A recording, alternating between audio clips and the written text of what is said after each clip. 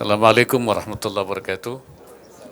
Eh, Pada pagi hari ini alhamdulillah saya bisa menghadiri Habibie Demokrasi Forum. Ini saya kira pertemuan para cendekiawan yang diselenggarakan oleh The Habibie Center dalam rangka menjaga dan merawat demokrasi. Ya, supaya demokrasi ini tidak mengalami deviasi, tidak mengalami juga pelayuan, karena itu harus disiram terus, harus dibangun terus. Saya kira forum seperti ini menjadi penting, supaya demokrasi kita terus matang, makin bertumbuh, seperti yang kita harapkan. Karena kita ingin Indonesia menjadi negara yang demokratis secara penuh, ya, matang. Karena itu saya menyampaikan apresiasi terhadap The Habibie Center yang menyelenggarakan forum ini. Dan ini tepat juga, yaitu momentumnya tepat karena kita menghadapi pemilu, sudah di ambang pintu. Oleh karena itu supaya berjalan demokratis, ya, tidak ada hoax, tidak ada intimidasi, tidak ada politik uang, tidak ada hal-hal yang bisa merusak. Ya. Saya kira itu. Terima kasih. Silakan teman-teman, barangkali masih terkait dengan acara, barangkali masih ada sebelum masuk ke tema yang lain. Izin Pak Wapres, saya Akbar Evandio dari Bisnis Indonesia. Sebelumnya di sambutan Pak Wapres mengatakan bahwa pada 2019 itu tingkat pemilih itu kan mencapai 81,93%.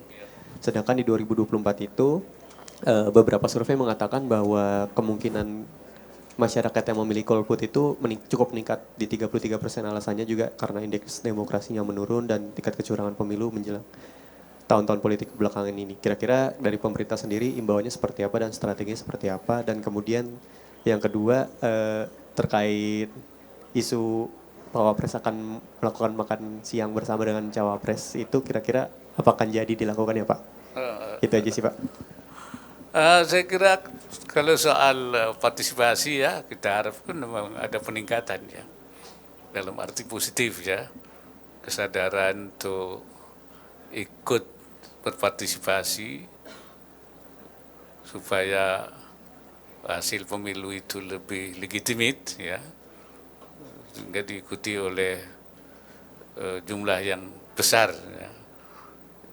Kalau bisa memang lebih dari pemilu 2019, ya, sebab itu akan memberikan pengaruh terhadap pengakuan dengan segala pelaksanaannya yang kita harapkan berjalan dengan, ya, jujur, adil, ya, bebas dan rahasia. Ini prinsip-prinsip itu berjalan dengan baik.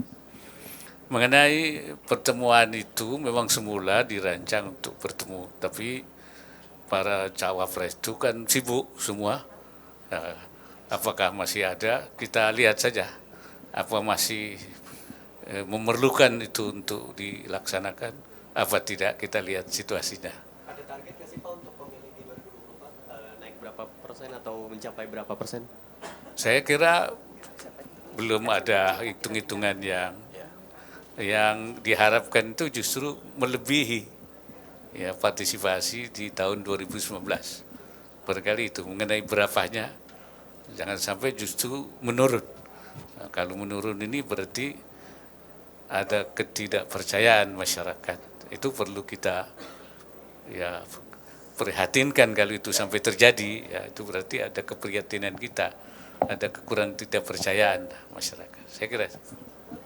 Kan Bapak bilang tadi ada 3 hal krusial yang harus dijaga dalam pemilu ini, soal penyebaran hoax, ujaran kebencian, disinformasi, dan politik identitas dan politik uang. Imbauan Bapak kepada para penegak hukum, baik polisi, Bawaslu, dan pengadilan gitu ya, imbauannya seperti apa supaya hal-hal seperti itu tidak terjadi, benar-benar tidak terjadi? Ya, saya minta pengawasannya lebih ketat lagi, ya, untuk sekarang ini, ya. Ya, karena biasanya memang kalau menjelang pemilu itu akan terjadi juga isu-isu seperti itu. Ya, disinformasi juga termasuk, dan kemudian juga politik uang. Nah, ini pengawasannya, dan di sini memang dituntut yaitu peran pengawas. Ya, jadi pengawas pemilu itu harus jeli, harus tegas, dan harus betul-betul berani melakukan penindakan-penindakan terhadap pelanggaran. Kalau itu tidak, itu akan bisa menimbulkan ketidakpercayaan terhadap pelaksanaan pemilu ini. Itu tentu akan ada ketidakpuasan.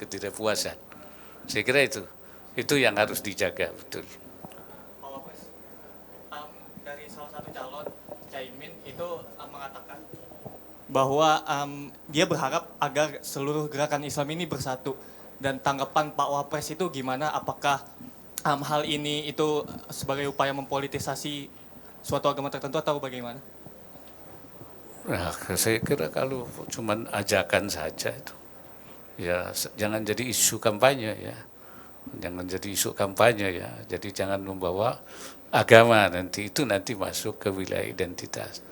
Tapi kalau dia mengajak kepada teman-temannya yang sudah muslim untuk ikut bareng, saya kira itu kan ajakan ya.